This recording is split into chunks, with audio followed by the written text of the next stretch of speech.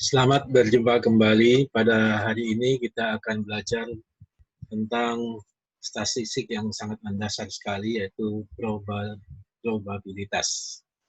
Probabilitas ini munculnya dari fenomena koin, kemudian dadu, dan kartu bridge. Ya. Jadi fenomena probabilitas itu muncul dari tiga permainan tersebut. Ya. Untuk itu kita ambil contoh dari sebuah koin.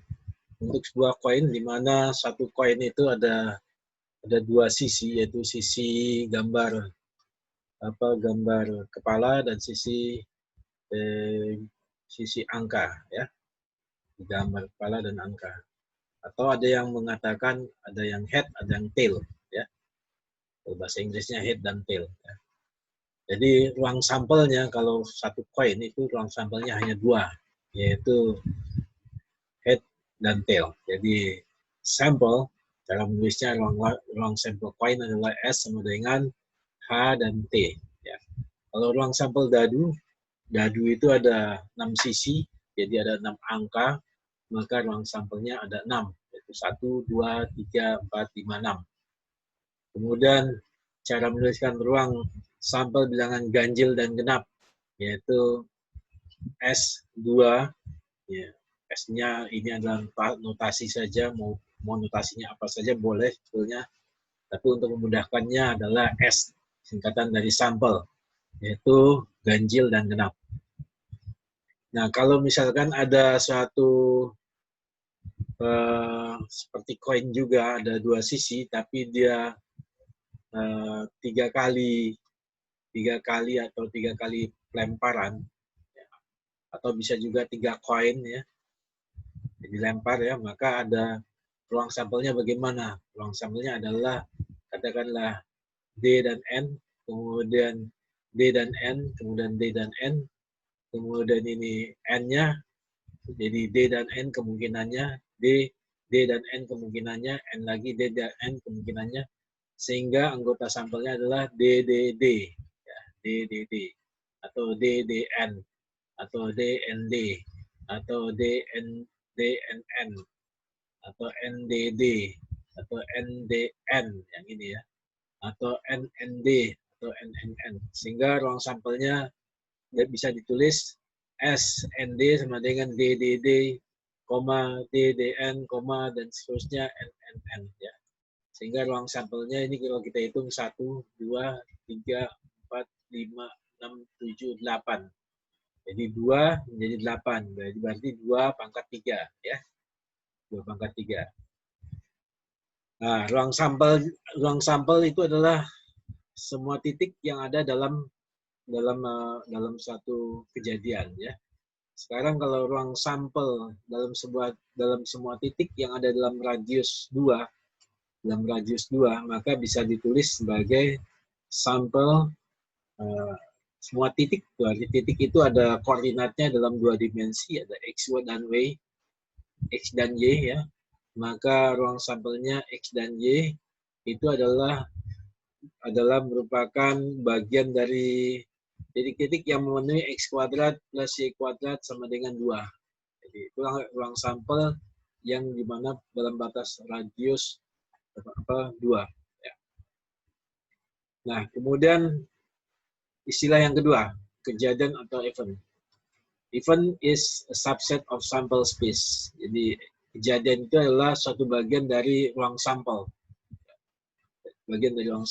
Contohnya, ruang sampel T, yaitu adalah suatu bilangan di mana T lebih besar daripada 0. Jadi ruang sampelnya besar sekali, ya. Maka eventnya atau subsetnya adalah T adalah suatu bilangan di antara 0 sampai 3. Jadi 0 lebih kecil dari T, lebih kecil dari 3. Jadi bilangan-bilangan yang lebih kecil atau di antara 0 sampai 3 itu adalah ruang sampelnya A.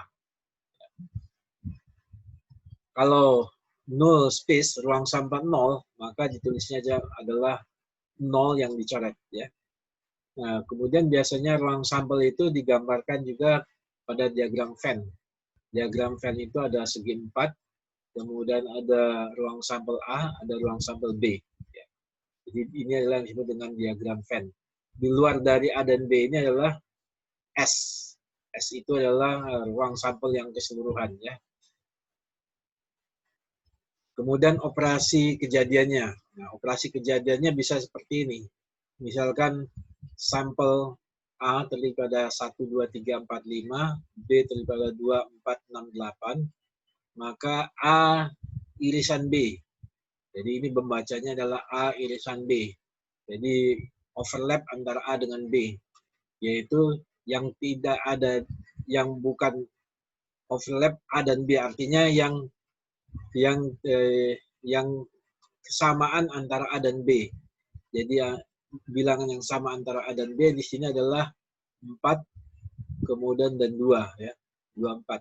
Nah, kalau digambarkan dalam diagram Venn ini artinya jadi seperti ini ya. Yang A-nya itu adalah 1, 3, 5, 2, 4. Yang B itu adalah 6, 8, 2, 4. Jadi yang overlap-nya adalah 2, 4. Yaitu yang disebut dengan ya gabungan A gabungan B ya. A gabungan B itu adalah ruang sampelnya adalah 2 dan 4. Kemudian P. Misalkan ruang sampelnya P adalah A, I, O, E, U. Jadi adalah ruang sampelnya adalah bilangan konsonan hidup ya. Kemudian Q adalah P, Q, R, S. Ruang sampelnya P, Q, R, S. Sehingga kalau kita gambarkan dalam diagram Venn ini adalah seperti ini ya. Tidak ada yang overlap. Maka P irisan Q itu adalah 0. Kalau P gabungan Q, artinya P, U, Q, ya. P gabungan Q, berarti ya digabung aja tinggal. A, I, U, E, O, P, Q, R, S. Ya. Jadi irisannya adalah 0. Jika A irisan B sama dengan 0, maka gambar diagram Venn-nya seperti ini. Ini adalah ruang sampel A, ruang sampel B. Ya, tidak ada irisannya. Ya. Kemudian jika A 2, 3, 5, 8, B 3, 6, 8, maka A union B. Bacanya A union B.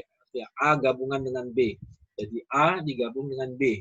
Jadi yang sama itu sudah termasuk ya. Berarti di sini 2, 3, ini yang sama itu 3 dan 8. 3, 8. Berarti di sini 2, 3, 5, 6, 8. Itu A union B ya. Kemudian ruang sampel M. M itu adalah suatu bilangan di antara M itu adalah suatu bilangan X, di mana X itu memenuhi di antara 3 sampai 99. Jadi cara membacanya ya.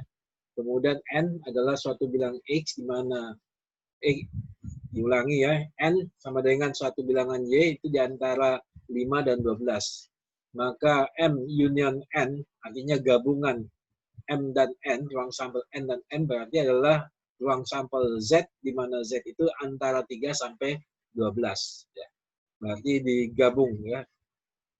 Kemudian komplement. Komplement itu adalah di luar daripada ruang sampel. Ya. Jadi A komplement itu sama dengan union di universal. Universal itu adalah yang di luar daripada A. Semuanya termasuk A, itu adalah union. Ya. Sehingga yang di luar daripada A ini adalah A, kemudian ini adalah katakanlah populasinya, maka sisanya populasi dikurangi dengan A sama dengan adalah komplement. Jadi A komplement itu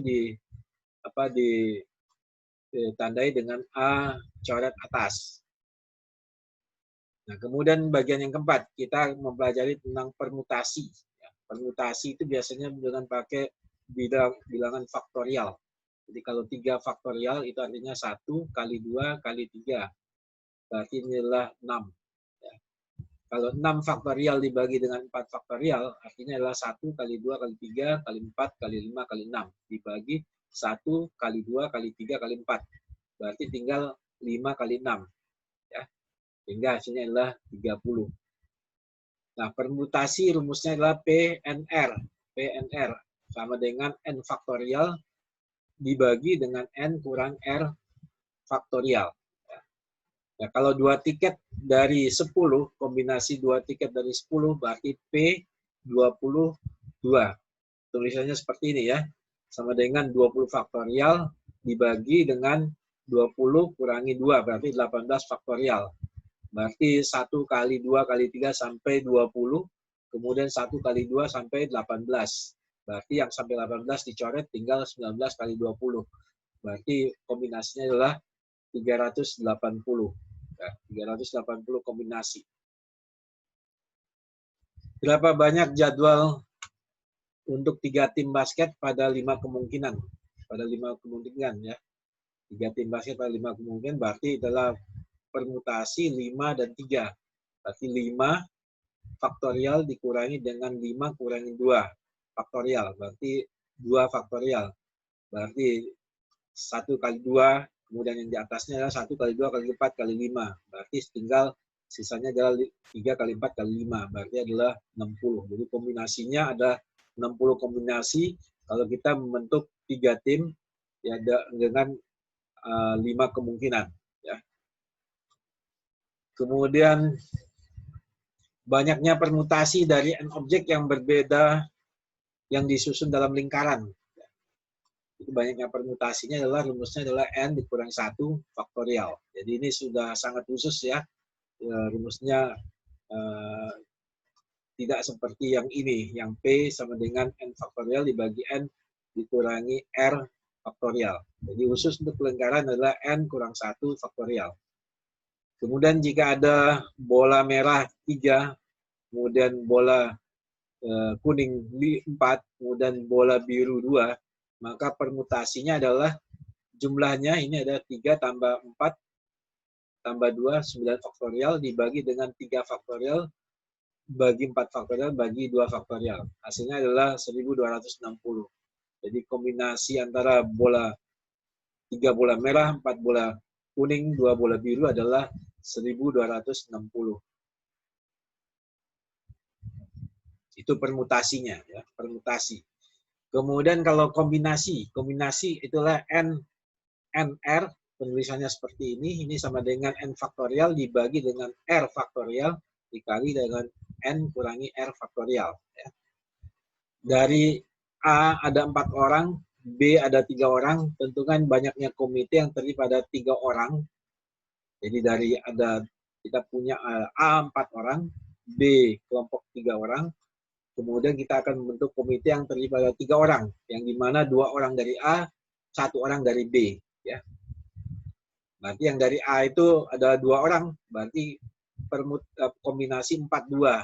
Berarti 4 faktorial dibagi 2 faktorial dikalikan dengan 4 dikurangi 2. Berarti 4 faktorial dibagi 2 faktorial, 2 faktorial. Ya. Berarti hasilnya adalah 6. Ya. Kemudian untuk yang B itu adalah 1, berarti kombinasi 31, berarti 3 faktorial dibagi 1 faktorial kalikan 3 kurang 1, berarti 2 faktorial. Berarti hasilnya 3. Nah, maka kombinasinya banyaknya komite yang terdiri pada 3 orang, yaitu 2 orang dari A, 1 orang dari B, itu adalah 6 kali 3. Berarti 6 kali 3 sama dengan 18. Kombinasinya adalah 18 kombinasi.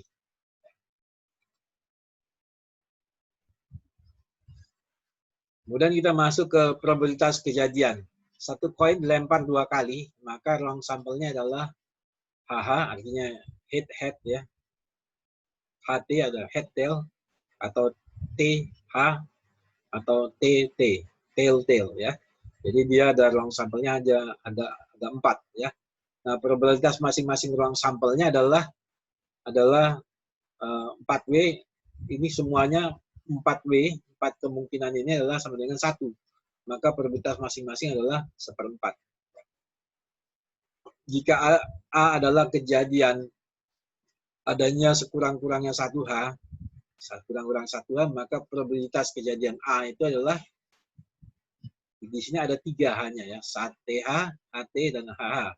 Berarti ada 3/4 probabilitasnya. Kita masuk ke contoh yang lain, ke kartu bridge. Berapa probabilitas 1 hati? Ya, yang gambar hati ya, merah berarti ya.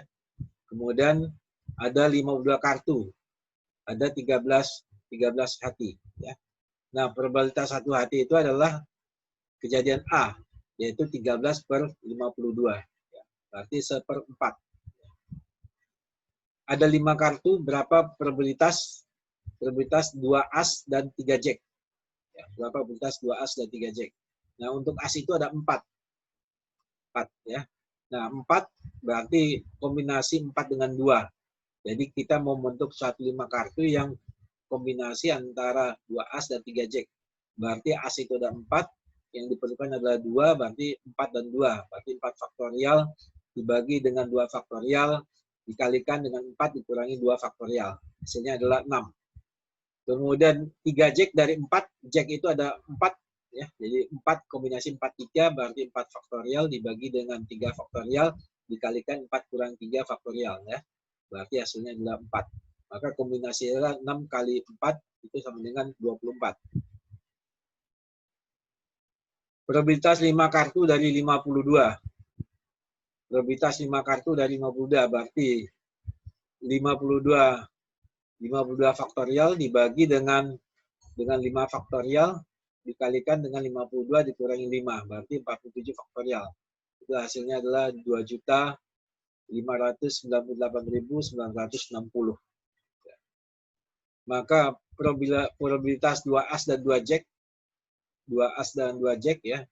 Itu ini adalah 24, ya tadi 24 dibagi dengan 2 juta sekian, itu sama dengan 0,9 kali 10 pangkat minus 5. Ya. Jadi itu probabilitasnya, probabilitas kartu yang probabilitas kombinasi antara yang ini, ya, yang probabilitas kartu antara yang ini dengan probabilitas semua kartu ya. Adalah 0,9 kali 10 pangkat 5. Pangkat minus 5. Kemudian aturan-aturan union dan aturan-aturan perpotongan ya. Itu yang additive rule. Additive rule. A union B itu sama dengan probabilitas A ditambah probabilitas, ini membacanya adalah probabilitas A union B sama dengan probabilitas A tambah probabilitas B dikurangi adalah probabilitas A irisan B. Jadi kita harus tahu ruang sampel A berapa, ruang sampel B berapa, ruang sampel semuanya berapa, kemudian ruang sampel perpotongannya berapa. Jika A dan B mutually eksklusif, ya, mutually eksklusif. Artinya A dan B itu tidak sama-sama tidak ada irisannya, ya. Maka A union B, peluang probabilitas A union B itu adalah probabilitas A ditambah probabilitas B. Jadi kalau yang pertama ini adalah kalau dia berpotongan ya, A dan B-nya berpotongan ya. Tapi kalau dia A dan B tidak berpotongan, itu yang disebut dengan mutually eksklusif, yaitu peluang A union B sama dengan peluang A ditambah peluang B. A irisan B-nya adalah 0 ya. Jadi A irisan B adalah probabilitasnya adalah 0. Jika A1, A2 sama dengan AN itu mutually eksklusif, artinya tidak berpotongan ya. Jadi bebas satu sama lainnya ya. Maka probabilitas A1 union A2 union A3 sampai union AN itu sama dengan probabilitas A1 tambah probabilitas A2 dan seterusnya sampai dengan probabilitas AN. Nah, jika A1, A2 sampai dengan AN adalah bagian dari sampel space S, maka probabilitas A union A1 union A2 union sampai AN adalah probabilitas A1 ditambah dengan probabilitas A2 ditambah dan sampai probabilitas AN dikurangi dengan probabilitas S. Jadi dikurangi probabilitas S. Contoh, jika probabilitas mahasiswa lulus mata kuliah matematik itu adalah 2/3, kemudian probabilitas bahasa Inggris itu adalah lulus bahasa Inggris adalah 4/9, jika probabilitas lulus salah satu mata kuliah itu adalah 4/5, ya, maka probabilitas lulus kedua mata kuliah tersebut berapa? Ya. Jadi kalau M adalah mata kuliah matematik, E mata kuliah bahasa Inggris, maka Kalau lulus dua-duanya berarti adalah M union A. Ya, jadi kedua, M union A, maka kalau dia ini tidak mutually eksklusif, maka berarti probabilitas M ditambah probabilitas E dikurangi dengan probabilitas M union E. Ya. Berarti ini adalah probabilitas M union E, dia kalau salah satu mata kuliahnya adalah lulus. Ya. Kemudian kita lanjutkan, kita masukkan dengan angka-angkanya 2/3 ditambah 4/9 dikurangi 4/5. Itu sama dengan 14/45. Jika dua dadu, contoh lagi, jika dua dadu dilempar, berapa probabilitas total angka dari yang nampak di atasnya itu, yang dua dadu itu, jika totalnya 7 dan 11. Nah, kejadian 7 dan 11 itu bisa 1 dengan 6, 2 dengan 5, 3 dengan 4, 4 dengan 3, 5 dengan 2, 6 dengan 1. Maka dia ada 6 ruang sampelnya. Berarti probabilitas 7, jumlah angkanya 7 itu sama dengan 6/36. Sama dengan 1/6. Ya. 6, yang 36 ini dari mana? 36 ini ya karena masing-masing dadu itu mukanya ada 6. Sehingga ruang sampelnya ada 36. Ya. 36 untuk semua kombinasi dari ya, angka yang muncul. Kemudian untuk kejadian 11, maka kombinasinya adalah 5 dengan 6, 6 dengan 5. Berarti ada 2 ruang sampelnya. Maka probabilitas untuk munculnya 11 adalah 2/36, 1/16. Maka probabilitas union A, union B, ya, berarti 7 dan 11 itu tidak ada hubungannya ya. Berarti ini adalah A union B itu adalah ruang sampel dari A, probabilitas ruang sampel A, yaitu yang jumlah 7, ditambah dengan probabilitas ruang B yang jumlahnya 11, berarti ini adalah 1/6 ditambah 1/18. Ya. Maka ini adalah jumlahnya adalah 3/18 tambah 1/18, 4/18 dengan 2/9. Ya. Jika A dan A aksen saling komplement ya, maka probabilitas A dan probabilitas A komplement itu sama dengan 1. Ya. Nah, ini bisa kita buktikan bahwasannya probabilitas dari S itu adalah semestanya ya, sama dengan 1. Maka probabilitas A union A aksen itu adalah 1. Karena A ditambah dengan A aksen atau gabungannya itu adalah 1. Ya.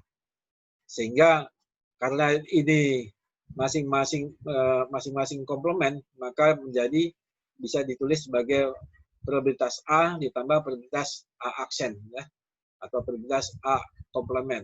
Ini sama dengan 1. Contoh, satu koin dilempar 6 kali berturut-turut. Berapa probabilitas sedikitnya 1H terjadi ya. Jadi koin itu ada H dan T ya. Berapa probabilitas 1H terjadi? Kalau 6 kali, maka misalkan E adalah kejadian 1H terjadi. Ruang sampelnya, karena dilempar 6 kali, berarti 2/6. Ya. Maka dia ada 64 titik sampel. Karena masing-masing lemparan hasilnya 2 outcome. Karena masing-masing lemparan hasilnya 2 outcome. Probabilitas jadi munculnya yang 1H, itu sama dengan 1 dikurangi P probabilitas dari E aksen atau komplement dari E. E aksen adalah kejadian bukan yang ada hanya. Ya. Maka probabilitas E aksen itu adalah 1/64. Nah, 1/64. Maka PE-nya probabilitas yang itu adalah kejadian 1H, yaitu 1 dikurangi 1/64 sama dengan 63/64. Yang nomor 7, probabilitas dengan kondisi. Probabilitas dengan kondisi contohnya adalah probabilitas B dengan kondisi A. Cara membacanya adalah probabilitas B terjadi jika A terjadi. Jadi probabilitas B itu terjadi jika A itu terjadi. Nah, rumusnya adalah probabilitas B dengan kondisi A itu adalah probabilitas A union B dibagi dengan probabilitas A. Ini jika probabilitas A-nya lebih besar dari 1. Contohnya, di sini ada tenaga kerja laki-laki dan perempuan, kemudian ada yang bekerja dan ada yang tidak bekerja. Ya. Nah, untuk yang laki-laki yang bekerja sebanyak 460, yang tidak bekerja adalah 40. Ya. Jadi laki-laki banyaknya adalah 500. Ya. Kemudian yang female itu yang bekerja itu 140, yang tidak bekerja itu adalah 260. Sehingga totalnya yang female ada berapa? Ada 400 ya. Ada 400 ya. 300, 400. Kemudian totalnya yang bekerja ini adalah 600, totalnya yang tidak bekerja adalah 300 ya. Nah, di sini berapa probabilitas M orang laki-laki yang bekerja itu jika yang dengan kondisi yang employee yang bekerja ya, maka sama dengan probabilitas M irisan E dibagi P probabilitas dari M. Ya, probabilitas M irisan E itu adalah ini irisannya, probabilitas 460 ya, dibagi dengan PM yang female aja. Female aja adalah di sini adalah 600 ya. Kemudian ini sama dengan 23/30 ya. Atau PE yang probabilitas yang employee saja adalah 600 per 900 yang semuanya ya. Sama dengan 2/3. Nah, probabilitas irisan E dengan M yang E diiris dengan M ya.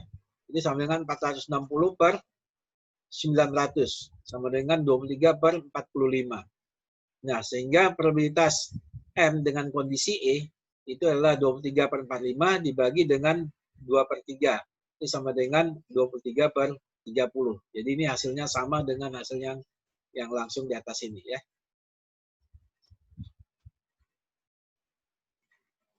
Contoh berikutnya. Probabilitas pesawat tiba online. Yang probabilitas pesawat tiba online adalah probabilitas D, yaitu 0,83. Kemudian probabilitas pesawat berangkat on time, probabilitas arrive, PA, itu 0,92. Berapakah probabilitas yang pesawat tiba? Nah, kemudian probabilitas pesawat tiba diiris dengan probabilitas pesawat yang berangkat, ya, itu adalah 0,78. Jadi ini ada 3 data, 0,83, 0,92, dan 0,78. Berapakah probabilitas A dengan kondisi D? Maka probabilitasnya adalah probabilitas D irisan A dibagi dengan probabilitas D.